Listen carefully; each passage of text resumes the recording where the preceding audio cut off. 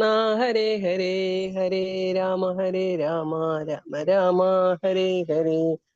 ഹരേ കൃഷ്ണ കൃഷ്ണ കൃഷ്ണ ഹരേ ഹരേ. ഹരേ രാമ രാമ രാമ ഹരേ ഹരേ. ഹരേ കൃഷ്ണ കൃഷ്ണ കൃഷ്ണ ഹരേ ഹരേ. ഹരേ രാമ രാമ രാമ ഹരേ ഹരേ. ഹരേ കൃഷ്ണ കൃഷ്ണ കൃഷ്ണ ഹരേ ഹരേ. ഹരേ രാമ രാമ ഹരേ ഹരേ.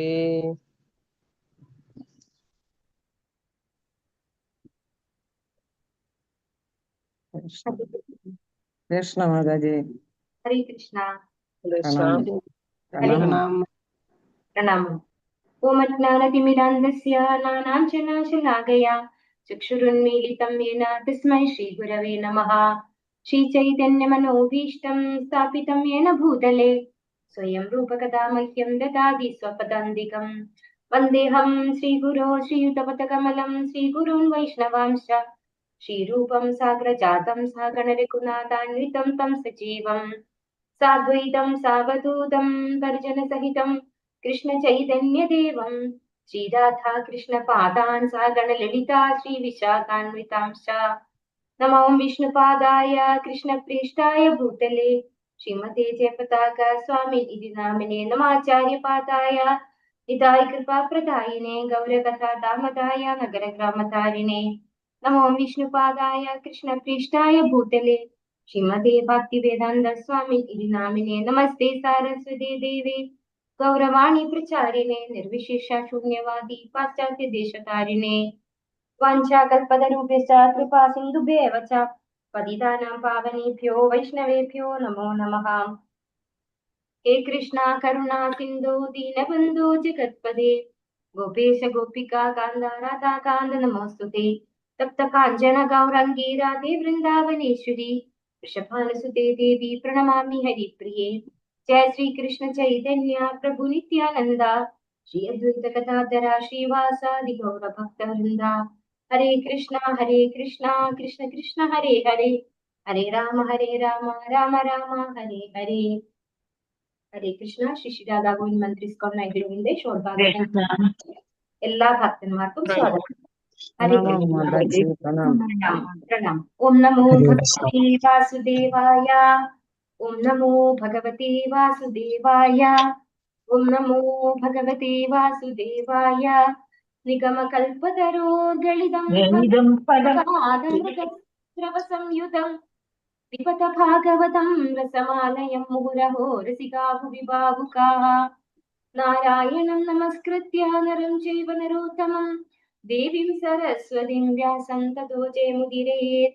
നഷ്ടപ്രായേഷു അഭദ്രേഷു നിത്യം ഭാഗവത സേവയ ഭഗവതി ഉത്തമ ശ്ലോകേ ഭക്തിർഭവതി നൈഷ്ഠികിം. കൃഷ്ണായ വാസുദേവായ ദേവകീ നന്ദനായ ച നന്ദഗോപകുമാരായ ഗോവിന്ദായ നമോ നമഃ. ഹരേ കൃഷ്ണ. മദേക ബന്ധോ മത്സംഗിൻ മദ്ഗുരോ മന്മഹാദന മന്നിഷ്ടാരക മദ്ഭാഗ്യ മദാനന്ദ നമോസ്തുതേ. ഗ്രന്ഥ ശ്രീമദ് ഭാഗവതം കി ജയ. ശ്രീ പ്രഭുപാദ് കി ജയ. ശ്രീമദ് ഭാഗവതം സ്കന്ധം 1 അധ്യായം 3 കൃഷ്ണൻ സർവ അവതാരങ്ങളുടെയും സ്രോതസ്. ശ്ലോകം 51. ഓം നമോ ഭഗവതേ വാസുദേവായ. തതിദം ഗ്രാഹയാമാസ സുതമാത്മവതാംബരം സർവവേദേതിഹാസാനാം സാരം സാരം സമുദ്രിതം. എല്ലാവർക്കും ഒരു പ്രാവശ്യം ചൊല്ലാം. ഓം നമോ ഭഗവതേ വാസുദേവായ.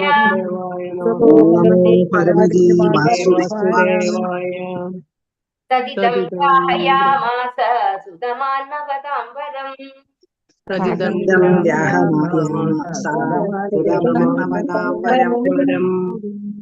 ആത്മവതാംബരം എന്നാണ് അവിടെ മലയാളത്തിലുള്ള ചെറിയ കറക്ഷൻ ആണത്. സംസ്കൃതത്തിൽ ആത്മവതാംബരം.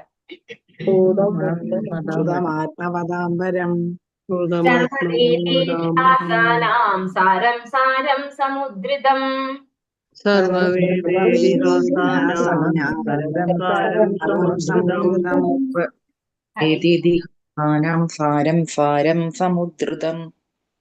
തത് ഇതം ഈ ഗ്രഹയാൻ ആസ അംഗീകരിച്ചു സുതം അദ്ദേഹത്തിന്റെ പുത്രൻ ആത്മവതാം ആത്മസാക്ഷാത്കാരം സിദ്ധിച്ചവരുടെ വരം അതീവ ബഹുമാന്യനായ സർവം വേദ സാഹിത്യങ്ങൾ വേദങ്ങൾ ഇതിഹാസാന സർവചരിത്രങ്ങളുടെയും സാരം അന്തസത്ത സാരം സമുദ്രതം പുറത്തു കൊണ്ടുവന്നു വെളിവാക്കി ഭാവാർത്ഥമേസി ഭക്തി വേദാന്ത സ്വാമി ശ്രീ പ്രഭുപാദ് കി ജയ്. ആത്മസാക്ഷാത്കാരം സിദ്ധിച്ചവരിൽ പ്രമുഖനും അഭിവന്ദ്യനുമായ തന്റെ പുത്രന് ശ്രീ വ്യാസദേവൻ സർവവേദ സാഹിത്യങ്ങളുടെയും പ്രപഞ്ച ചരിത്രങ്ങളുടെയും സാരാംശം പകർന്നു നൽകി. ഇപ്പോ നമ്മളിവിടെ സന്ദർഭം പറഞ്ഞുതരാം. അതായത് ഇപ്പോൾ ഇത് ആരോടാണ് സംസാരിക്കുന്നതെന്ന് എല്ലാവർക്കും ഓർമ്മയുണ്ടോ? സൂത ഗോസ്വാമി ശൗനകാദി ഋഷിമാരോട് നൈമിഷാരണ്യത്തിൽ വെച്ച് പറഞ്ഞുകൊണ്ടിരിക്കുകയാണ്. സംസാരിക്കുന്നതാണ് ഈ ശ്ലോകങ്ങളൊക്കെ. അപ്പോ ഇവിടെ എന്താ പറഞ്ഞു വന്നത്? നമ്മൾ ആദ്യം മനസ്സിലാക്കി എങ്ങനെയുള്ളവർക്കാണ് സത്വഗുണത്തില് അല്ലെ, സത്ത് രജസ് തമസ് ഇങ്ങനെയുള്ള ഗുണത്തിനെ കുറിച്ച് പറഞ്ഞു. അതുപോലെ സത്വഗുണത്തിന്റെ പ്രത്യേകത പറഞ്ഞു. അത് കഴിഞ്ഞ് എന്താണ് ഭക്തിയിലേക്ക് വരുന്നതിനെ കുറിച്ച് പറഞ്ഞു അല്ലെ, ഇന്ദ്രിയങ്ങളെയൊക്കെ നിയന്ത്രിച്ച് ഭക്തിയിലേക്ക് വരുന്നതിനെ കുറിച്ച് പറഞ്ഞു. എന്നിട്ട് കഴിഞ്ഞ ശ്ലോകങ്ങളിൽ എന്താ പറഞ്ഞത്? ഭക്തന്മാരായി കഴിഞ്ഞാൽ എന്ത് ചെയ്യണം? ഭക്തിയിലേക്ക് ശ്രദ്ധ തിരിക്കണം. അത് കഴിഞ്ഞ് അതിന് ഉപകരിക്കുന്ന ഒരു ഗ്രന്ഥമാണ് ശ്രീമദ് ഭാഗവതം അല്ലെ. കഴിഞ്ഞ ശ്ലോകം 40ാമത്തെ ശ്ലോകം ശ്രീമദ് ഭാഗവതത്തില് വർണ്ണിക്കുന്നതാണ് അല്ലെ. ഭാഗവതത്തെ കുറിച്ചാണ്. ഭാഗവതരിൽ നിന്ന് ഭാഗവതം കേൾക്കണം. ഇതൊക്കെയാണ് നമ്മൾ കഴിഞ്ഞ ശ്ലോകത്തില് മനസ്സിലാക്കിയത്. കഴിഞ്ഞ ദിവസം മതിച്ചി ക്ലാസ്സിൽ എടുത്ത് തന്നിട്ടുണ്ടാവും. അത് വ്യക്തമാക്കിയിട്ടുള്ളത് ശ്രീമദ് ഭാഗവതത്തെ കുറിച്ചാണ് പറഞ്ഞു തരുന്നത് അല്ലെ. ശ്രീമദ് ഭാഗവതം എന്ന് പറയുന്നത് ഭഗവാന്റെ സ്വയം ഗ്രന്ഥാവതാരം തന്നെയാണ് അല്ലെ. ഗ്രന്ഥരൂപ അവതാരമായതുകൊണ്ട് തന്നെ അതും ഭഗവാനും തമ്മില് വ്യത്യാസമൊന്നുമില്ല. അപ്പൊ അങ്ങനെയുള്ള ഒരു ഭക്തന്മാര് ഭഗവാനിലേക്ക് ശ്രദ്ധ തിരിച്ചു കഴിഞ്ഞാൽ അവർക്ക് ഉപകാരപ്രദമായിട്ടുള്ള ഗ്രന്ഥമാണ് എന്ത്? ശ്രീമദ് ഭാഗവതം അല്ലെ. അത് എങ്ങനെയാണ് ഇനി പകർന്നു കൊടുക്കുന്നത്? ഗുരുശിഷ്യ പരമ്പരയിലൂടെയാണ് ആ ജ്ഞാനം പകർന്നു കൊടുക്കുന്നത് അല്ലെ. അപ്പോ ഇവിടെ ഈ ഒരു ശ്ലോകത്തിൽ എന്താ പറയുന്നത്? ആത്മസാക്ഷാത്കാരം സിദ്ധിച്ചവരിൽ പ്രമുഖനും അഭിവന്ദ്യനുമായ തന്റെ പുത്രന് ശ്രീ വ്യാസദേവൻ സർവവേദ സാഹിത്യങ്ങളുടെയും പ്രപഞ്ച ചരിത്രങ്ങളുടെയും സാരാംശം പകർന്നു നൽകി. അപ്പോ ശ്രീ ശുദ്ധദേവ ബ്രഹ്മർഷി പരീക്ഷിത് മഹാരാജാവിന് പറഞ്ഞു കൊടുക്കുമ്പോ ഭാഗവതം എഴുതിയിട്ടില്ല അല്ലെ. അതുകൊണ്ടാണ് ആദ്യം അത് പകർന്നു കൊടുത്ത് അത് കേൾക്കാൻ ആരുണ്ടായി? ശൗനകാദി മഹർഷിമാരുണ്ടായി. അതും കഴിഞ്ഞ് ശൗനകാദി മഹർഷിമാര് നൈമിഷാരണ്യത്തിൽ പറഞ്ഞു കൊടുത്തു. അതിനെ കുറിച്ചാണ് ആര് എഴുതുന്നത്? ശ്രീല വ്യാസദേവൻ എഴുതുന്നത് അല്ലെ. അതിനുശേഷമാണ് വ്യാസദേവൻ ഭാഗവതം രചിച്ചിട്ടുള്ളത്. അപ്പൊ ഇത് അതിനു മുമ്പേ പകർന്നു കൊടുത്തത് എങ്ങനെയാണ്? വാമൊഴിയാണ്. നമ്മൾ വിചാരിക്കും നമ്മളൊരു പുസ്തകം ഇല്ലാതെ അതെങ്ങനെയാണ് പറഞ്ഞു കൊടുക്കാം. അപ്പൊ പണ്ടുള്ളവർ ഈ പുസ്തകം വെച്ചല്ല പഠിക്കുന്നതും പഠിപ്പിക്കുന്നതും. അവരെങ്ങനെയാണ് മനസ്സിലാക്കുന്നത്? ഗുരുശിഷ്യ പരമ്പരയിലൂടെ കേൾക്കുന്നത്. അതുകൊണ്ടാണ് നമ്മൾ കലികാലത്തിനെ കുറിച്ച് പ്രത്യേകതയെ കുറിച്ച് നമ്മൾ നേരത്തെ ഒരു ശ്ലോകത്തിൽ പറഞ്ഞു. പ്രായേണ അല്പായുഷക് സദ്യ കലൗ അസ്മിൻ യുഗേ ജനാഹ മന്ദ സുമന്ദമതയ മന്ദഭാഗ്യാവിപദ്രുത. കലികാലത്തിലുള്ള ആളുകൾക്ക് പുസ്തകം ഇല്ലാതെ പഠിക്കാൻ പറ്റില്ല. പക്ഷെ അതുവരെയുള്ള ആളുകള് ഇത് പുസ്തകം വെച്ചല്ല പഠിച്ചത്. അതെങ്ങനെയാ പഠിച്ചത്? അവർക്ക് ഗുരുവിന്റെ വാമൊഴിയായിട്ട് കിട്ടുന്നത് അതേപടി ഗ്രഹിക്കാനുള്ള ബുദ്ധിശക്തിയുണ്ട്, ഓർമ്മശക്തിയുണ്ട്. അപ്പൊ അതില്ലാത്ത ആളുകൾ കലിയുഗത്തിലാണ് ഉള്ളതെന്ന് ആർക്കറിയാം? വ്യാസദേവന് നന്നായിട്ട് അറിയാം. വ്യാസദേവൻ ശരിക്കും ആരാണ്? ഭഗവാന്റെ തന്നെ ശക്തിയാവേശ അവതാരമാണ്. ഭഗവാനെ കുറിച്ച് ആധികാരികമായിട്ട് നമുക്ക് പറഞ്ഞു തരാനായിട്ട് വന്ന അവതാരമാണ് വ്യാസദേവൻ. അപ്പോ ആ വ്യാസദേവൻ ആ യഥാർത്ഥത്തിലുള്ള ഈ ഭാഗവതം അത് ആർക്കാണ് പകർന്നു കൊടുത്തത്? തന്റെ പുത്രനായിട്ടുള്ള ശ്രീ ശുഗദേവ ബ്രഹ്മർഷിക്ക് അല്ലെ. തന്റെ പുത്രന് ശ്രീ വ്യാസദേവൻ വേദ സാഹിത്യങ്ങളുടെയും പ്രപഞ്ച ചരിത്രങ്ങളുടെയും സാരാംശം പകർന്നു നൽകി. അതാണ് ശ്രീമദ് ഭാഗവതം അല്ലെ. ഭാവാർത്ഥമേസി ഭക്തി വേദാന്ത സ്വാമി ശ്രീ പ്രഭുപാദ് കി ജയ്. ശ്രീബുദ്ധന്റെ കാലം മുതൽ, അതായത് 600 BC മുതലാണ് അല്പജ്ഞാനികൾ ലോക ചരിത്രത്തെ അംഗീകരിച്ചു തുടങ്ങിയത്. അതിനു മുമ്പ് ധർമ്മശാസ്ത്രങ്ങളിൽ വിവരിച്ചിരുന്ന എല്ലാ ചരിത്രങ്ങളെയും അവർ കാൽപ്പനിക കഥകളായി മാത്രമാണ് ഗണിച്ചിരുന്നത്. അത് പരമാർത്ഥമല്ല. പുരാണങ്ങൾ, മഹാഭാരതം തുടങ്ങിയവയിൽ പ്രതിപാദിക്കുന്ന സർവ്വ കഥകളും ഈ ഗ്രഹത്തിന്റെ മാത്രമല്ല, പ്രപഞ്ചത്തിലെ ദശലക്ഷക്കണക്കിനുള്ള മറ്റ് ഗ്രഹങ്ങളുടെയും യഥാർത്ഥ ചരിത്രങ്ങളാണ്. ചിലപ്പോഴൊക്കെ ഈ ലോകത്തിന് ഉപരിയായ ഗ്രഹങ്ങളിലെ ചരിത്രങ്ങളും ആ ഗ്രഹത്തിൽപ്പെട്ട മനുഷ്യരെ സംബന്ധിച്ച വസ്തുതകളും ഒക്കെ സാധാരണക്കാർക്ക് അവിശ്വസനീയങ്ങളാണ്. ഏതു വിധത്തിലായാലും വ്യത്യസ്തങ്ങളായ വിഭിന്ന ഗ്രഹങ്ങൾ ഒരു വിധത്തിലും സമാനമല്ലെന്ന് അവർ അറിയുന്നില്ല. അപ്പോ ഇവിടെ ഭാവാർത്ഥത്തില് ശ്രീ പ്രഭുപാദര് പറയുന്നു, ശ്രീബുദ്ധന്റെ കാലം മുതൽക്ക് മാത്രമാണ് ആളുകൾക്ക് വിശ്വാസം വന്നു തുടങ്ങിയത്. നമ്മൾ ഈ ഭാഗവതത്തിലും അതുപോലെ ഭഗവത്ഗീതയിലും ഒക്കെ പറയുന്നുണ്ട്, ബ്രഹ്മാവിന്റെ ആയുഷ്കാലം പറയുന്നുണ്ട്. ആർക്കെങ്കിലും അത് ഗണിക്കാൻ പറ്റുമോ? 4 ചതുർയുഗം തന്നെ നമുക്ക് ഇമാജിനബിൾ അല്ല അല്ലെ? നമുക്കൊരു 100 വയസ്സാണ് പരമാവധി ആയുസുള്ളത്. ആ നമ്മൾ എങ്ങനെയാണ് 4,32,32,000 വർഷമുള്ള കലിയുഗം, അതുപോലെ അതിന്റെ ഇരട്ടിയായിട്ടുള്ള ദ്വാപരയുഗം, അതിന്റെ ഇരട്ടിയായിട്ടുള്ള അതായത് കലിയുഗത്തിന്റെ 2 ഇരട്ടി, അതാണ് ത്രേതായുഗം, അതുപോലെ സത്യയുഗം. ഇതൊക്കെ ഒരു ചതുർയുഗം മാത്രമേ ആവുള്ളൂ. അങ്ങനെയുള്ള 1000 ചതുർയുഗമാണ് ബ്രഹ്മാവിന്റെ ഒരു ഡേ ടൈം അല്ലെ, ഒരു 12 അവേഴ്സ് എന്ന് പറയുന്നത്. അത്രയും വർഷങ്ങളാണ്. അത് നമുക്കൊന്നും മനസ്സുകൊണ്ട് കാൽക്കുലേറ്റ് ചെയ്യാൻ പറ്റുന്ന കാര്യമല്ല അല്ലെ. അപ്പൊ ഇതൊക്കെ എന്താ ഇവിടെ പറയുന്നത്? ഇതൊക്കെ ഇമാജിനറി ആയിട്ടാണ്, അതല്ലെങ്കിൽ കാൽപ്പനിക കഥകളായിട്ടാണ് ആളുകൾ ശ്രീബുദ്ധന്റെ കാലം വരയ്ക്കും അംഗീകരിച്ചത്. അതായത് അവർക്ക് വിശ്വാസം ഇല്ലായിരുന്നു. പക്ഷെ ശ്രീബുദ്ധന്റെ കാലം മുതൽക്കാണ് ആളുകൾക്കൊക്കെ ഇതിൽ വിശ്വാസം വന്നു തുടങ്ങിയത് എന്നാണ് പറയുന്നത്. അപ്പൊ കലികാലം തുടങ്ങിയപ്പോൾ തന്നെ ആളുകൾക്ക് എന്തിന് വിശ്വാസം ഉണ്ടായിട്ടില്ല? ശാസ്ത്രങ്ങളിലൊന്നും വിശ്വാസം ഉണ്ടായിട്ടില്ല. ശ്രീബുദ്ധൻ ആരാണ്? ഭഗവാന്റെ തന്നെ അവതാരമാണ് അല്ലെ. ആ ശ്രീബുദ്ധന്റെ അവതാര കാലം മുതൽക്കാണ് ആളുകൾക്ക് കുറച്ചൊക്കെ ഇതൊക്കെ അംഗീകരിച്ചു തുടങ്ങിയത് എന്നാണ് പറയുന്നത്. അപ്പൊ നമ്മുടെ ബുദ്ധിക്ക് യോജിക്കാത്തത് അത് നമ്മൾ അംഗീകരിക്കില്ല. ഭഗവത്ഗീതയിൽ അടക്കം നമുക്ക് പറഞ്ഞു തന്നിട്ടുണ്ട് എന്താണ് ബ്രഹ്മാവിന്റെ ആയുഷ്കാലം, എന്താണ് ഒരു കൽപ്പം എന്ന് പറയുന്നത് എന്നൊക്കെ അല്ലെ. അപ്പൊ ഓരോ ഗ്രഹങ്ങളിൽ ഓരോ തരത്തിലാണ്. ഇപ്പൊ ഫോർ എക്സാമ്പിൾ പറയാണ്, നമുക്ക് ഈ ഭൂമിയിലുള്ളതിനെ കുറിച്ച് അതിന് മാത്രമേ നമുക്ക് കാണാൻ സാധിക്കുള്ളൂ. വെള്ളത്തിൽ ജീവിക്കുന്ന ജീവികളെ കുറിച്ച് നമുക്ക് അറിവില്ല വിചാരിക്കൂ, നമ്മൾ അതിനെ കാണുന്നില്ല വിചാരിക്കും. ഇപ്പൊ നമുക്ക് കാണാം, മത്സ്യത്തെ കാണാം, തിമിംഗലത്തെ കാണാം അല്ലെ, അതിനെയൊക്കെ കാണാം. അതുകൊണ്ട് നമ്മൾ കാണുന്നത് കൊണ്ട് അവർക്ക് അവിടെ ജീവിക്കാൻ പറ്റും എന്ന് നമ്മൾ വിശ്വസിക്കും. അത് കാണാൻ നമുക്ക് സാധിക്കുന്നില്ലെങ്കിൽ നമ്മൾ എന്ത് പറയും? വെള്ളത്തിൽ ആർക്കും ജീവിക്കാൻ പറ്റില്ല എന്ന് പറയും അല്ലെ. നമുക്ക് വെള്ളത്തിൽ ജീവിക്കാൻ പറ്റില്ല, അതുകൊണ്ട് വെള്ളത്തിൽ ആർക്കും ജീവിക്കാൻ പറ്റില്ല പറയും. അപ്പൊ വെള്ളത്തിൽ ജീവിക്കുന്ന ജീവികളും ഉണ്ട്. അപ്പൊ അതുപോലെ തന്നെ അഗ്നിയിൽ ജീവിക്കുന്നത് നമുക്ക് കാണാൻ സാധിക്കുന്നില്ല, അതുകൊണ്ട് അതിൽ ജീവികളില്ല എന്നല്ല. അപ്പൊ ഓരോ ഗ്രഹത്തിലും അതിൻ്റെതായ രീതിക്കനുസരിച്ച് ജീവിക്കാൻ സാധിക്കുന്ന ജീവഗണങ്ങൾ ഉണ്ട്. അത് നമുക്ക് വിശ്വസിക്കാൻ പറ്റാത്തത് നമ്മൾ നമ്മുടെ ബുദ്ധിയെ മാത്രം വിശ്വസിക്കുന്നത് കൊണ്ടാണ്. അപ്പോ ആ ഒരു കാലഘട്ടത്തിൽ, അതായത് ശ്രീബുദ്ധന്റെ വരെയുള്ള കാലഘട്ടത്തിൽ ആളുകൾ ഇതൊക്കെ ഒരു കാൽപ്പനിക കഥകളായിട്ടാണ്, മഹാഭാരതം അതുപോലെയുള്ള പുരാണങ്ങൾ അതൊന്നും തന്നെ അംഗീകരിച്ചിരുന്നില്ല. യഥാർത്ഥത്തിൽ സംഭവിച്ചതാണ് എന്നുള്ളതൊന്നും, യഥാർത്ഥ ചരിത്രങ്ങളാണെന്നൊന്നും അവരാരും അംഗീകരിച്ചിരുന്നില്ല എന്നാണ് ഇവിടെ പറയുന്നത്. അപ്പോൾ ഇവിടെ പറയുന്നു, വ്യത്യസ്തങ്ങളായ വിഭിന്ന ഗ്രഹങ്ങൾ ഒരു വിധത്തിലും സമാനമല്ലെന്ന് അവർ അറിയുന്നില്ല. അപ്പോ എങ്ങനെയായാലും ഓരോ ഗ്രഹത്തിനും അതിൻ്റെതായ വ്യത്യാസമുണ്ട്. ഭഗവാൻ സൃഷ്ടികർമ്മം നടത്തുന്ന ഭഗവാന് അറിയാം ഓരോ ഗ്രഹത്തിലും എങ്ങനെയുള്ളവർക്കാണ് ജീവിക്കാൻ പറ്റാന്ന്. അപ്പൊ അവിടെ ജീവിക്കാൻ ഉതകുന്ന തരത്തിലുള്ള ഒരു ശരീരം കൊടുത്തുകൊണ്ടാണ് ഓരോ ഗ്രഹത്തിലും ജീവജാലങ്ങളെ ഭഗവാൻ സൃഷ്ടിക്കുന്നത്. മറ്റ് ഗ്രഹങ്ങളിൽ നിന്നും ലഭിക്കുന്നതാകയാൽ ചില ചരിത്ര സത്യങ്ങൾ ഈ ഗ്രഹത്തിലെ അനുഭവത്തിന് അനുയുക്തമല്ല. വ്യത്യസ്ത ഗ്രഹങ്ങളിലെ വിഭിന്നങ്ങളായ അവസ്ഥകളെയും കാലങ്ങളെയും പരിതസ്ഥിതികളെയും പരിഗണിച്ച പുരാണങ്ങളിലെ കഥകളിൽ അവിശ്വസിക്കേണ്ടതായിട്ടോ അത്ഭുതപ്പെടേണ്ടതായിട്ടോ യാതൊന്നും തന്നെയില്ല. ഒരുവന്റെ ആഹാരം മറ്റൊരുവിന് വിഷം എന്ന നീതിവാക്യം നാം ഓർമ്മിക്കണം. ആകയാൽ നാം പുരാണങ്ങളിലെയും ചരിത്രങ്ങളിലെയും കഥകളെ സാങ്കല്പികമായി കരുതി തിരസ്കരിക്കരുത്. ശ്രീ വ്യാസദേവനെ പോലുള്ള അതിശ്രേഷ്ഠ ഋഷിക്ക് വേദസാഹിത്യങ്ങളിൽ കാൽപ്പനികമായ കഥകൾ ഉൾക്കൊള്ളിക്കേണ്ട യാതൊരു ആവശ്യവുമില്ല. അപ്പോ ഇവിടെ എടുത്തു പറയുന്ന ഒരു കാര്യം, ഒരുവന്റെ ആഹാരം മറ്റൊരുവിന് വിഷം അല്ലെ. നമുക്ക് തന്നെ അറിയാൻ പറ്റും, നമ്മുടെ ഫുഡ് വേസ്റ്റ് പന്നികളൊക്കെ വളർത്തുന്നവർ കൊണ്ടുപോകും അല്ലെ. അവർക്ക് ആ പന്നികൾ അത് കഴിച്ചാൽ അത് ചത്തുപോകില്ല. എന്നാൽ അതേസമയം നമ്മുടെ ഈ പൂപ്പല് വന്ന ആഹാരങ്ങളൊക്കെ നമ്മൾ കഴിച്ചിട്ടുണ്ടെങ്കിൽ നമുക്ക് എന്താ സംഭവിക്കാം? നമുക്ക് മരണം സംഭവിക്കാം അല്ലെ. അപ്പൊ ഒരുവന്റെ ആഹാരം മറ്റൊരുവിന് വിഷമാണ്. അപ്പൊ നമുക്ക് അനുയോജ്യമായ ഓരോ ശരീരത്തെ സൃഷ്ടിക്കുമ്പോൾ ഭഗവാൻ അതിനനുസരിച്ചാണ് സൃഷ്ടിക്കുന്നത്. ചിലതിന് ഡൈജസ്റ്റ് ചെയ്യാൻ പറ്റും, ചിലതിന് പറ്റില്ല. ആ രീതിയിലാണ് ഭഗവാൻ ഓരോ ജീവിയെയും സൃഷ്ടിച്ചിരിക്കുന്നത്.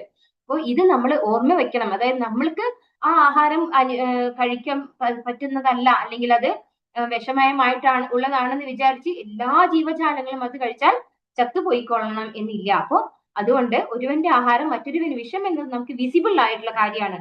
അപ്പോ അങ്ങനെയുള്ള നമ്മൾ എന്ത് വിശ്വസിക്കണം? വ്യാസദേവന് സാങ്കല്പികമായ കഥകൾ ഒന്നും തന്നെ ഭാഗവതത്തിൽ ഉൾക്കൊള്ളിക്കേണ്ടതിന്റെ ആവശ്യമില്ല എന്ന് നമ്മൾ മനസ്സിലാക്കണം. ശ്രീമദ് ഭാഗവതത്തിൽ വിഭിന്ന ഗ്രഹങ്ങളിലെ ചരിത്രങ്ങളിൽ നിന്നും തെരഞ്ഞെടുത്ത ചരിത്ര സത്യങ്ങളെ വിശദമായി വർണ്ണിച്ചിരിക്കുന്നു. ആകയാൽ ശ്രീമദ് ഭാഗവതത്തെ എല്ലാ ആധ്യാത്മിക പ്രമാണികന്മാരും മഹാപുരാണമായി അംഗീകരിച്ചിരിക്കുന്നു. ഈ ചരിത്രങ്ങളുടെ സവിശേഷ സാർത്ഥകത എന്തെന്നാൽ അവയെല്ലാം തന്നെ വ്യത്യസ്ത കാലയളവിൽ വ്യത്യസ്ത സാഹചര്യങ്ങളിലായുള്ള ഭഗവത് ലീലകളാൽ ബന്ധപ്പെട്ടവയാണ്. ആത്മസാക്ഷാത്കാരം സിദ്ധിച്ച സർവശ്രേഷ്ഠ വ്യക്തികളിലും അത്യുന്നതൻ ശ്രീ സുഖദേവ ഗോസ്വാമിയാകുന്നു. മാത്രവുമല്ല, അദ്ദേഹം ഈ അധ്യയന വിഷയങ്ങളെ സ്വപിതാവായ വ്യാസദേവനിൽ നിന്നാണ് സ്വീകരിച്ചത്. ശില വ്യാസദേവൻ മഹാപ്രാമാണികനായിരുന്നു. ശ്രീമദ് ഭാഗവത ശ്രദ്ധാവിഷയം അതീവ പ്രാമുഖ്യമുള്ളതാണ്. ആകയാൽ ശില വ്യാസദേവൻ ഈ സന്ദേശത്തെ പ്രാഥമികമായി തന്റെ പുത്രന് ശ്രീ സുഖദേവ ഗോസ്വാമിക്ക് പകർന്നു നൽകി. ഇതിനെ ക്ഷീരജത്തോട് സാമ്യപ്പെടുത്താം. വിജ്ഞാനത്തിന്റെ ക്ഷീരസാഗരമാണ് വേദസാഹിത്യം. അതിന്റെ ഉത്തമാംശം അഥവാ വെണ്ണ ക്ഷീരത്തിന്റെ അത്യധികം രുചികരമായ സത്താണ്. അതുപോലെ തന്നെയാണ് ശ്രീമദ് ഭാഗവതവും. ഭഗവാന്റെയും ഭഗവത് ഭക്തരുടെയും സർവസ്വാദിഷ്ടവും നിർവ്യാജവും പ്രമാണയുക്തവുമായ വിഭിന്ന കർമ്മങ്ങൾ ഉൾക്കൊള്ളുന്നവയാകയാൽ ശ്രീമദ് ഭാഗവതത്തെ ക്ഷീരജത്തോട് സാദൃശ്യപ്പെടുത്തിയിരിക്കുന്നു. കച്ചവട മനോഭാവത്തോടെ സാധാരണക്കാർക്കായി ഭാഗവതം പാരായണം ചെയ്യുന്ന നാസ്തികർ, അവിശ്വാസികൾ എന്നിവരിൽ നിന്നും ഭാഗവത സന്ദേശം ഉൾക്കൊള്ളുന്നത് കൊണ്ട് പ്രത്യേകിച്ച് യാതൊരു നേട്ടവും ഉണ്ടാകുന്നില്ല. ഇപ്പൊ ഇവിടെ എന്താ പറയുന്നത്? അപ്പോ ഓരോ ഗ്രഹത്തിന്റെയും അതിനനുസരിച്ചതായ രീതിയിൽ അതാത് രീതിയിൽ ശ്രീല വ്യാസദേവൻ ശ്രീമദ് ഭാഗവതത്തിലെ കൃത്യമായിട്ട് വർണ്ണിച്ചിരിക്കുന്നു. അതാണ് ശ്രീമദ് ഭാഗവതം എന്ന് പറയുന്നത്. അതുപോലെ ശ്രീമദ് ഭാഗവതം വളരെ ശ്രദ്ധാവിഷയം പ്രാമുഖ്യമുള്ള ശ്രീമദ് ഭാഗവത ശ്രദ്ധാവിഷയം അതീവ പ്രാമുഖ്യമുള്ളതാണ് എന്നാണ് പറയുന്നത്. അപ്പൊ വളരെ പ്രധാനപ്പെട്ട ഒരു ഗ്രന്ഥമാണ് ശ്രീമദ് ഭാഗവതം. അത് ആർക്കാണ് ശ്രീല വ്യാസദേവൻ ആദ്യം തന്നെ ഉപദേശിച്ചു കൊടുത്തത്? ശ്രീ ശുകദേവ ബ്രഹ്മർഷിക്ക്. എന്തുകൊണ്ടാണ് ശുകദേവ ബ്രഹ്മർഷിക്ക് ഉപദേശിച്ചു കൊടുത്തത്? ശുകദേവ ബ്രഹ്മർഷി ജന്മനാ തന്നെ മുക്താത്മാവാണ് അല്ലെ. അതായത് ഒരു ശുദ്ധ ഭക്തനായിട്ടുള്ള ആളാണ് ശുകദേവ ബ്രഹ്മർഷി. രാധാറാണിയുടെ തത്തയാണ് ശുകദേവ ബ്രഹ്മർഷിയായിട്ട് വന്നിട്ടുള്ളത് എന്നാണ് പറയുന്നത്. അപ്പോ അങ്ങനെയുള്ള ശുകദേവ ബ്രഹ്മർഷിക്കാണ് നേരിട്ട് ഭാഗവതം വ്യാസദേവൻ പറഞ്ഞു കൊടുത്തത്. അപ്പൊ ഇവിടെ ഭാഗവതത്തെ വെണ്ണയോട്, ക്ഷീരജം അതിനോടാണ് ഉപമിച്ചിരിക്കുന്നത്. വെണ്ണ ഏതിൽ നിന്ന് കിട്ടുന്നതാണ്? പാലിന്റെ സത്തയാണ് അല്ലെ. അതുപോലെയാണ് ശ്രീമദ് ഭാഗവതം. അത് എല്ലാ വേദ സാഹിത്യങ്ങളുടെയും സത്തയാണ്. അത് ആരിൽ നിന്ന് കേൾക്കണം? നമ്മളെ ശുദ്ധ ഭക്തന്മാരിൽ നിന്നല്ലേ, പരമ്പരയിലൂടെ കേൾക്കണം നമ്മള്, ശുദ്ധ ഭക്തന്മാരിൽ നിന്ന്. ഇപ്പോ ഇവിടെ എങ്ങനെയാണ് പറഞ്ഞു കൊടുക്കുന്നത്? ബ്രഹ്മാവിൽ നിന്ന് പരമ്പര വന്നിട്ട് വ്യാസദേവനിലെത്തി. വ്യാസദേവൻ അത് സ്വന്തം മകനായ ശുകദേവ ബ്രഹ്മർഷിക്ക് ഉപദേശിച്ചു കൊടുത്തു. ശുകദേവ ബ്രഹ്മർഷി അത് സൂതഗോസ്വാമി അല്ലെ, സൂതഗോസ്വാമി അത് കേൾക്കുന്നു. പിന്നെ ശൗനകാദി മഹർഷിമാർക്ക്. അങ്ങനെയുള്ള ആ ഭാഗവതം നമ്മൾക്ക് ഓരോരുത്തർക്കും ശിലപ്രഭുപാദർ വളരെ ഭംഗിയായിട്ട് ചിട്ടയായിട്ട് വിശദീകരിച്ച് തരികയാണ് ചെയ്യുന്നത്. ഡീറ്റെയിൽഡ് ആയിട്ടാണ് എക്സ്പ്ലെയിൻ ചെയ്തു തരുന്നത്. വളരെ വ്യക്തമായിട്ട് മനസ്സിലാക്കാൻ സാധിക്കുന്ന ഭാഷയിലാണ് നമുക്ക് ശ്രീമദ് ഭാഗവതം ശിലപ്രഭുപാദരും തന്നിട്ടുള്ളത്. അപ്പൊ അത്തരത്തിലുള്ള ആളുകളിൽ നിന്ന് വേണം നമ്മൾ ശ്രീമദ് ഭാഗവതം കേൾക്കാൻ. ഒരിക്കലും ഈ ഭാഗവതം കേട്ടിട്ട് അതിൽ നിന്ന് കുറെ പൈസ ഉണ്ടാക്കണം അല്ലെ. ആളുകള് പണം കൊണ്ടുവന്ന് കുറെ എന്താ പറയാ പൈസ തരാൻ വേണ്ടിയിട്ട് അല്ലെങ്കിൽ പൈസ കിട്ടാൻ വേണ്ടിയിട്ട് ഉപജീവനമായിട്ട് ഒക്കെ ഭാഗവതം പറഞ്ഞു കൊടുക്കുന്ന ആളുകളിൽ നിന്നല്ല നമ്മൾ കേൾക്കേണ്ടത്. അല്ലാതെ ഒരു സേവനമായിട്ട് ഭഗവാന്റെ സേവന മനോഭാവത്തോടു കൂടി ശുകദേവ ബ്രഹ്മർഷിയുടെ ശിഷ്യ പരമ്പരയിലൂടെ വന്നിട്ടുള്ള ആളുകളിൽ നിന്ന് വേണം നമ്മൾ ഭാഗവതം കേൾക്കാനായിട്ട് എന്ന് പറയുന്നുണ്ട്. അദ്ദേഹത്തിന് അവിധ കച്ചവടത്തിലൂടെ കുടുംബ ചെലവുകൾ നിർവഹിക്കേണ്ടതായിട്ടില്ല.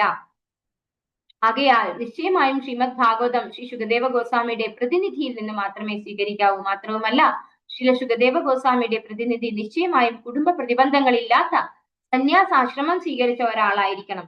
ക്ഷീരം സംശയമന്യേ വളരെ നല്ലതും ആരോഗ്യപ്രദായകവും പോഷക ഗുണമുള്ളതുമാകുന്നു. എന്നാൽ സർപ്പദംശമേറ്റ ക്ഷീരം പോഷക ഗുണമുള്ളതാകുന്നില്ലെന്ന് മാത്രമല്ല മരണഹേതുവുമാകുന്നു. അതുപോലെ വൈഷ്ണവ അനുശാസനങ്ങൾ കർശനമായി പാലിക്കാത്ത ഒരാൾ ശ്രീമദ് ഭാഗവത വൃത്തി നടത്തി നിരവധി ശ്രോതാക്കളുടെ ആത്മീയ മൃതിക്ക് ഹേതുവായി തീരരുത്. അപ്പൊ ഇവിടെ എന്താ പറഞ്ഞു വരുന്നത്? ക്ഷീരജം അതെന്ന് പറയുന്നത് എന്താണ്? ഭാഗവതത്തെയാണ് ക്ഷീരജത്തോട് ഉപമിച്ചിരിക്കുന്നത് അല്ലെ. വെണ്ണ, അതായത് ഭാഗവതം എന്ന് പറയുന്നത് പാലിന്റെ സത്തയാണ് എന്നതുപോലെ ശ്രീമദ് ഭാഗവതം സർവവേദ സാഹിത്യങ്ങളുടെയും സാരസത്തയാണ്. അങ്ങനെയുള്ള ഭാഗവതം നമ്മൾ ആരിൽ തന്നെ കേട്ടാലും സ്വീകരിച്ചാൽ ഇതെന്താ കുഴപ്പം എന്ന് നമ്മൾ ചിന്തിക്കും അല്ലെ. അപ്പൊ പറയാണ് ഇവിടെ പാല് ഒരു പാമ്പിന്റെ ദംശനമേറ്റ് വിഷലിപ്തമായി കഴിഞ്ഞാൽ ആ പാല് എന്ത് ഗുണാണ് ചെയ്യുക? വിഷത്തിന്റെ ഗുണാണ് ചെയ്യുക അല്ലെ. അതുപോലെയാണ് നമ്മൾ കച്ചവട മനോഭാവത്തോടു കൂടി ഭാഗവതം പറഞ്ഞു തരുന്ന ആളുകളിൽ നിന്ന് ഭാഗവതം കേട്ടാൽ കിട്ടുന്ന റിസൾട്ട്. എല്ലാവർക്കും ആഗ്രഹം ആത്മീയ പുരോഗതിയാണ്, പക്ഷെ അതിന് ആത്മീയ പുരോഗതി ഉണ്ടാവില്ല അത്തരത്തിലുള്ള കച്ചവട മനോഭാവത്തിലൂടെ ഭാഗവതം പറഞ്ഞു കൊടുക്കുന്ന ആളുകളിൽ നിന്ന് കേട്ടാൽ ആ വ്യക്തിക്ക് ആത്മീയമായ പുരോഗതിക്ക് സാധ്യതയില്ല എന്നാണ് ഇവിടെ പറയുന്നത്. അപ്പോ നിരവധി ശ്രോതാക്കളുടെ ആത്മീയ മൃതിക്ക് ഹേതുവായി തീരരുത്. അപ്പൊ അത്തരത്തിലുള്ള ആളുകളിൽ നിന്ന് കേൾക്കുന്നത് ആത്മീയ മൃതി ആയിട്ട് മാറും എന്നാണ് പറയുന്നത്. സർവ്വവേദങ്ങളുടെയും പരമലക്ഷ്യം തന്നെ അറിയുകയാണെന്ന് ഭഗവത്ഗീതയിൽ ഭഗവാൻ അരുളി ചെയ്യുന്നു. ശ്രീമദ് ഭാഗവതം ഭഗവാൻ ശ്രീകൃഷ്ണന്റെ ലേഖാവിജ്ഞാന സ്വരൂപമാണ്. ആകയാൽ ശ്രീമദ് ഭാഗവതം സർവ്വവേദങ്ങളുടെയും സാരാംശമാകുന്നു. മാത്രവുമല്ല ഭഗവാൻ ശ്രീകൃഷ്ണനുമായി ബന്ധപ്പെട്ട സമഗ്ര കാലഘട്ടത്തിന്റെയും അഖില ചരിത്ര സത്യങ്ങളും ഇതിൽ ഉൾക്കൊള്ളിച്ചിരിക്കുന്നു. പരമാർത്ഥത്തിൽ സർവ്വ ചരിത്രങ്ങളുടെയും അന്തസത്തയാണ് ശ്രീമദ് ഭാഗവതം. അപ്പോ ശ്രീമദ് ഭാഗവതം ഭഗവാനെ കുറിച്ച് പറയുന്ന സാരസത്തയാണ് അല്ലെ. ശ്രീമദ് എല്ലാ വേദങ്ങളുടെയും സാരസത്തയാണ്. അപ്പൊ ഭഗവാൻ തന്നെ പറഞ്ഞിട്ടുണ്ട് ഭഗവത്ഗീതയിൽ, വേദൈസ് സർവൈ അഹമേവ വേദ്യോ എന്നല്ലേ. എല്ലാ വേദങ്ങളും എന്നെ അറിയുന്നതിനാണ്. അപ്പൊ ആ വേദങ്ങൾ അറിഞ്ഞു കഴിയുമ്പോ ഭഗവാനെ അറിയാം, അത്രേ പറ്റുള്ളൂ. പക്ഷെ ശ്രീമദ് ഭാഗവതത്തില് ഭഗവാനെ കുറിച്ചും ഭഗവാന്റെ ലീലകളെ കുറിച്ചും പിന്നെ ഭഗവാന്റെ ഭക്തന്മാരെ കുറിച്ചുമാണ് വർണ്ണിക്കുന്നത്. അപ്പൊ ഒന്നുകൂടെ ഒരു സ്റ്റെപ്പ് കൂടെ ഹയർ ആണ് ശ്രീമദ് ഭാഗവതം എന്ന് പറയുന്നത്. അപ്പൊ എല്ലാ സർവ്വ ചരിത്രങ്ങളുടെയും വേദങ്ങളുടെയും ഒക്കെ സാരാംശമാണ് ശ്രീമദ് ഭാഗവതം. ഓം നമോ ഭഗവതേ വാസുദേവായ. സതു സംശ്രാവയാമാസ മഹാരാജം പരീക്ഷിതം പ്രായോപവിഷ്ടം ഗംഗായാം പരീതം പരമർഷിഭിഃ. നമുക്ക് എല്ലാവർക്കും ഒരു പ്രാവശ്യം ചൊല്ലാം. ഓം നമോ ഭഗവതേ വാസുദേവായ. നമോ ഭഗവതേ വാസുദേവായ. സതു സംശ്രാവയാമാസ മഹാരാജം പരീക്ഷിതം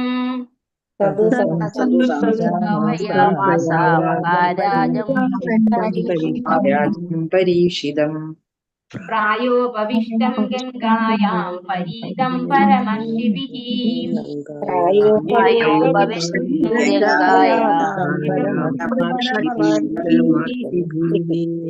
ഹരേ കൃഷ്ണ. സ വ്യാസദേവസുതൻ, തു വീണ്ടും, സംശ്രാവയാം ആസ അവരെ ശ്രവിപ്പിച്ചു, മഹാരാജം രാജാവിനെ, പരീക്ഷിതം പരീക്ഷിത്ത് എന്ന് നാമധേയമുള്ള, പ്രായ ഉപവിഷ്ടം മരണം വരെ ഭക്ഷണപാനീയം ഉപേക്ഷിച്ച് ഉപവിഷ്ടനായ, ഗംഗായാം ഗംഗാ നദീ തീരത്ത്, പരീതം വലയം ചെയ്യപ്പെട്ട്, പരമഋഷിഭി മഹാഋഷിമാരാൽ. വിവർത്തനം ഭാവാർത്ഥം ഏസി ഭക്തി വേദാന്ത സ്വാമി പ്രഭുപാദ് കി ജയ്. മൃത്യുവിനെ വരവേൽക്കാനായി ഭോജ്യപാനീയങ്ങൾ ഉപേക്ഷിച്ച് ഋഷിമാരാൽ വലയം ചെയ്യപ്പെട്ട് ഗംഗാതീരത്ത് ഉപവിഷ്ടനായ പരീക്ഷിത് മഹാരാജാവിന് വ്യാസദേവപുത്രനായ ശ്രീ ശുകദേവ ഗോസ്വാമി അദ്ദേഹത്തിന്റെ ഊഴമായപ്പോൾ ശ്രീമദ് ഭാഗവതം ഉപദേശിച്ചു. അപ്പോ അങ്ങനെയുള്ള ശ്രീമദ് ഭാഗവതം അല്ലെ, എങ്ങനെയുള്ള ഭാഗവതം? എല്ലാ വേദങ്ങളുടെയും അതുപോലെ എല്ലാ പുരാണങ്ങളുടെയും സാരാംശമായിട്ടുള്ള സാരസത്തയായിട്ടുള്ള ശ്രീമദ് ഭാഗവതം യഥാസമയം അല്ലെ, അതായത് ഊഴമായപ്പോൾ, ആരുടെ ഊഴമായപ്പോൾ? പരീക്ഷിത് മഹാരാജാവിന്റെ ഊഴമായപ്പോൾ ആരാണ് ഉപദേശിച്ചത്? ശ്രീ ശുകദേവ ഗോസ്വാമി. എവിടെ വെച്ചാണ്? ഗംഗാ നദിയുടെ തീരത്ത് വെച്ച്. എങ്ങനെയായിരുന്നു പരീക്ഷിത് മഹാരാജാവ് ഭാഗവതം ശ്രവിച്ചത്? ഭോജ്യപാനീയങ്ങൾ ഉപേക്ഷിച്ച് ഋഷിമാരാൽ വലയം ചെയ്യപ്പെട്ട്.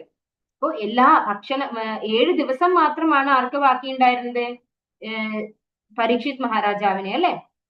ശൃംഗിയുടെ ശാപം കിട്ടി, തക്ഷകനാൽ ദംശനമേറ്റ് മരണപ്പെടും എന്നുള്ള ശാപം കിട്ടിയ ഉടനെ തന്നെ പരീക്ഷിത് മഹാരാജാവ് ശുകദേവ ഗോസ്വാമിയെ സമീപിക്കുകയും അവിടെ ശ്രീമദ് ഭാഗവത ശ്രവണത്തിനായിട്ട് ഉപവിഷ്ടനായത്. എങ്ങനെയാണ്?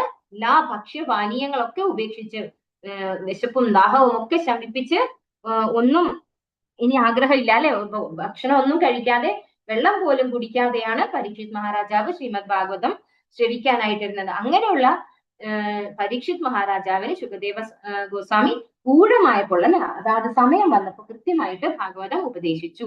ഭാവാർത്ഥം ഏസി ഭക്തി വേദാന്ത സ്വാമി പ്രഭുപാദ് കി ജയ്. ഗുരുശിഷ്യ ശ്രേണിയിലൂടെ ഉചിതമായ രീതിയിലാകണം സർവ്വ അതീന്ദ്രിയ സന്ദേശങ്ങൾ സ്വീകരിക്കേണ്ടത്. ഈ ഗുരുശിഷ്യ ശ്രേണിയെ പരമ്പര എന്ന് വിശേഷിപ്പിക്കുന്നു. ആകയാൽ ഭാഗവതം അഥവാ ഏത് വേദവിജ്ഞാനവും പരമ്പരാ സമ്പ്രദായത്തിലൂടെ സ്വീകരിക്കാത്ത പക്ഷം അവ നിർവ്യാജമാകുന്നു. വ്യാസദേവൻ അതീന്ദ്രിയ സന്ദേശത്തെ ശ്രീ ശുകദേവ ഗോസ്വാമിക്ക് പകർന്നു നൽകി. ശ്രീ ശുകദേവ ഗോസ്വാമിയിൽ നിന്നും ഈ അതീന്ദ്രിയ സന്ദേശത്തെ സ്വീകരിച്ചു. ആകയാൽ ഒരാൾ നിശ്ചയമായും ശ്രീമദ് ഭാഗവത സന്ദേശം സൂത ഗോസ്വാമിയിൽ നിന്നോ അല്ലെങ്കിൽ അദ്ദേഹത്തിന്റെ പ്രതിനിധിയിൽ നിന്നോ മാത്രമേ സ്വീകരിക്കാവൂ. അല്ലാതെ ഒരിക്കലും അപകൃതനായ വ്യാഖ്യാതാവിൽ നിന്നും സ്വീകരിക്കരുത്. അപ്പോ നമ്മള് ഒരു ഗുരുശിഷ്യ പരമ്പരയിലൂടെ വേണം ശ്രീമദ് ഭാഗവതം ശ്രവിക്കാനായിട്ട്. അപ്പോ ഇവിടെ പരീക്ഷിത്ത് മഹാരാജാവിനാണ് ശുകദേവ ഗോസ്വാമി പറഞ്ഞു കൊടുക്കുന്നതെങ്കിലും ആ വേദിയിൽ ആര് കൂടെ ഉണ്ടായിരുന്നു? സൂത ഗോസ്വാമി കൂടെ ഉണ്ടായിരുന്നു അല്ലെ. പരീക്ഷിത് മഹാരാജാവിന് ഇത് പകർന്നു കൊടുക്കാനുള്ള ഒരു ഇൻസ്ട്രക്ഷൻ ആര് കൊടുത്തിട്ടില്ല? ഭഗവാൻ കൊടുത്തിട്ടില്ല. അത് കേട്ട് ഭഗവാന്റെ ധാമത്തിലേക്ക് തിരിച്ചു പോകാനുള്ള ഡ്യൂട്ടിയാണ് ഭഗവാൻ കൊടുത്തത്. പക്ഷേ സൂത ഗോസ്വാമിക്ക് എന്തുകൂടെ കൊടുത്തു?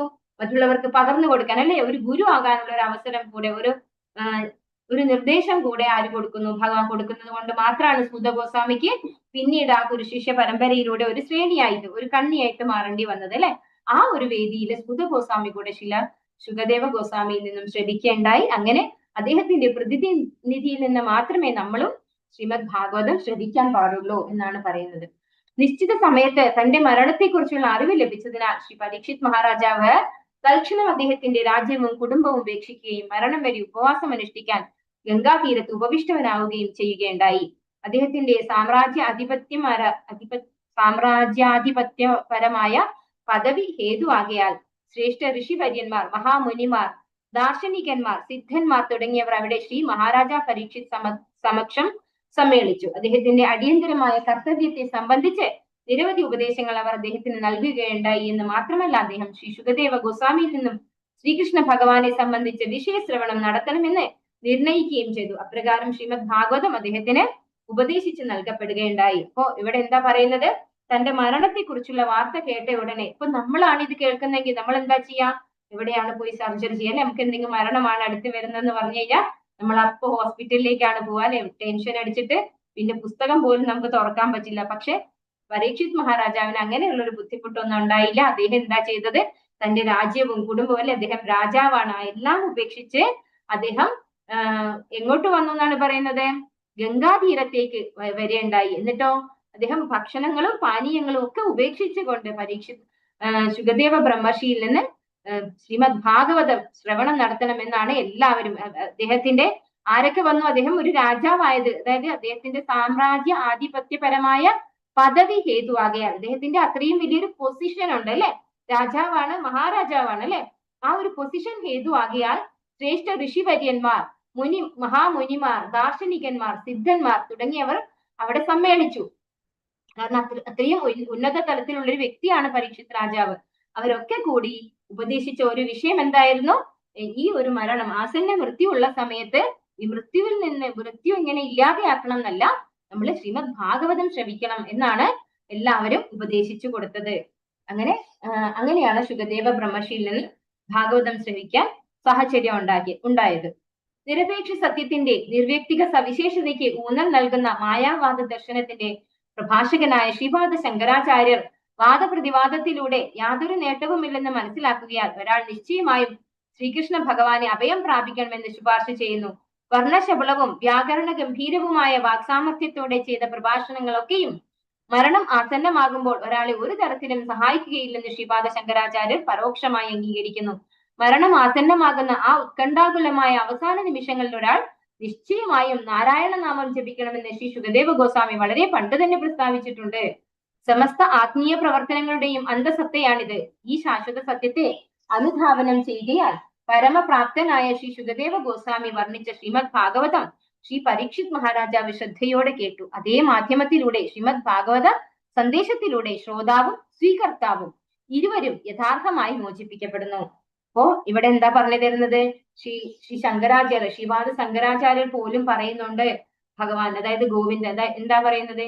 ഗോവിന്ദം ഭജ ഗോവിന്ദം ഭജ ഗോവിന്ദം ഭജ മൂഢമതേ സംപ്രാപ്തേ സന്നിഹിതേ കാലേ നഹി നഹി രക്ഷതി ദുഃഖങ്കരണേ അല്ലെ. അതായത് ഒരുപാട് പ്രഭാഷണങ്ങളൊക്കെ നടത്തിയിട്ടുള്ള ആളാണ് ശങ്കരാചാര്യരെങ്കിലും ശങ്കരാചാര്യർ അവസാനം പറയുന്നത്, നമ്മളെ മരണം ആസന്നമായി കഴിഞ്ഞാൽ ആരെ ഭജിക്കുക തന്നെ വേണം? ഭഗവാനെ, ഗോവിന്ദനെ ഭജിക്ക് മാത്രമേ നിവർത്തിയുള്ളൂ, വേറെ ഒരു ഒന്നും ചെയ്തിട്ടും പ്രയോജനം ഇല്ലെന്ന് അദ്ദേഹം പോലും പറഞ്ഞിരിക്കുന്നു എന്നാണ് പറയുന്നത്. അപ്പൊ ശരിക്കും ശങ്കരാചാര്യർ ഭാഗവതത്തെ ടച്ച് ചെയ്തിട്ടേ ഇല്ല എന്നാണ് പറയുന്നത്. ഈ ഭാഗവതം ഗ്രഹിക്കാൻ കഴിവില്ലാത്ത ആളുകൾക്ക് ദ്വൈത സിദ്ധാന്തമാണ്, അദ്വൈത സിദ്ധാന്തമാണ് പറഞ്ഞു കൊടുത്തിരിക്കുന്നത് ശ്രീ ശങ്കരാചാര്യർ. പക്ഷെ എന്നിട്ടും അദ്ദേഹം പറഞ്ഞു ഗോവിന്ദനെ ഭജിക്കലാണ് ഒരേ ഒരു വഴി മരണം ആസന്നമായിരിക്കുമ്പോന്ന്. അപ്പോ അത് തന്നെ ശ്രീ ശുകദേവ ഗോസ്വാമിയും പണ്ടേ പറഞ്ഞിട്ടുണ്ട് എന്നാണ് ഇവിടെ പറഞ്ഞു തരുന്നത്. അപ്പോ ഇവിടെ പറയുന്നു നമ്മള് ശ്രോതാവിനും ഇത് ഈ ഒരു ഭാഗവതത്തിന്റെ ഒരു പ്രത്യേകത എന്ന് പറഞ്ഞാൽ പറഞ്ഞു കൊടുക്കുന്നയാളിനും കേൾക്കുന്നയാളിനും രണ്ടു കൂട്ടർക്കും ഒരുപോലെ മോചനം കൊടുക്കുന്നു, മുക്തി കൊടുക്കുന്ന ഒന്നാണ് ശ്രീമദ് ഭാഗവതം. ഒരേപോലെ റിസൾട്ട് വരികയാണ്. അതായത് പറഞ്ഞു കൊടുക്കുന്നയാളിനും അത് സ്വീകരിക്കുന്നയാളിനും ഒരുപോലെയാണ് ശ്രീമദ് ഭാഗവതം ലഭ്യമാകുന്നത്. നമുക്ക് ഇവിടെ നിന്ന് ഒന്ന് മനസ്സിലാക്കാം. എന്താണ് പരീക്ഷിത് മഹാരാജാവിന് ശാപം കിട്ടിയാണ് ഭാഗവതം കേൾക്കാൻ ഒരു അവസരം ഉണ്ടായത്. അപ്പോ നമ്മുടെ ശ്രീമദ് ഭഗവത്ഗീതയിൽ ഒരു ശ്ലോകം ഉണ്ട്, വേദാഹം സമതീതാനി വർത്തമാനാനി ചാർജുന ഭവിഷ്യാണി ച ഭൂതാനി മാം തു വേദന കശ്ചന. ഭഗവാൻ ഓരോരുത്തരുടെയും ഭൂതം ഭാവി വർത്തമാനം ഒക്കെ അറിയാം. അപ്പൊ ആ പരീക്ഷിത് മഹാരാജാവിന് അങ്ങനെ ഒരു ശാപം കിട്ടുമ്പോൾ തീർച്ചയായിട്ടും വളരെ പെട്ടെന്ന് ഭാഗവതം കേൾക്കാനും ഭഗവാന്റെ ധാമത്തിലേക്ക് തിരിച്ചു പോകാനുള്ള ഒരു അറേഞ്ച്മെന്റ് ആരെ ചെയ്തിട്ടുണ്ടായിരുന്നു? ഭഗവാൻ തന്നെ ചെയ്തതാണ് അല്ലെ. ഭഗവാൻ അറിഞ്ഞുകൊണ്ട് ചെയ്തതുപോലെയാണ് നമുക്ക് പരീക്ഷിത് മഹാരാജാവിന് കിട്ടിയ ആ ഒരു ശാപത്തെ നമുക്ക് മനസ്സിലാക്കാൻ സാധിക്കാം. അദ്ദേഹത്തിന് വളരെ പെട്ടെന്ന് തന്നെ ഭാഗവതം കേൾക്കാനുള്ള ഒരു അവസരം ഉണ്ടായി. അടുത്ത ശ്ലോകം നമുക്ക് അടുത്ത ക്ലാസ്സിൽ എടുക്കാം. വാഞ്ചാകൽപതരുദ്ദേശ കൃപാസിന്ധുഭ്യേവ ച പതിതാനാം പാവനേഭ്യോ वैष्णवेभ्यो नमो नमः। आनंद कोटि वैष्णव वृंद की जय, श्री प्रभुपाद की जय, गुरु महाराज की जय, निताय गौर प्रेमानंदे। हरि हरि बोल। हरे कृष्णा। सर्वं श्री कृष्ण। നമോ ഹരേ കൃഷ്ണ.